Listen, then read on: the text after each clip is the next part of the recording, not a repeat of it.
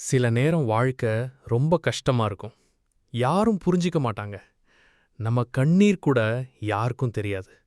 அப்போ நாம என்ன சொல்லுவோம்? போதும் சாமி, என்னை எடுத்துக்கோங்க. அந்த வார்த்தை மனசு உடைந்தவர்களோட குரல். ஆனா நீ ஒன்னும் தனியா இல்ல.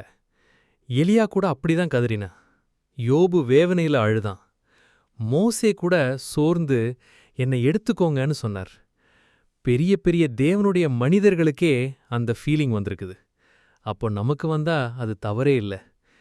ஆனா தேவன் அவர்களையும் எடுத்துக்கல, உன்னையும் எடுத்துக்க மாட்டார். ஏன் தெரியுமா? இயேசு நமக்காக ஜெபிச்சிருக்கிறார்.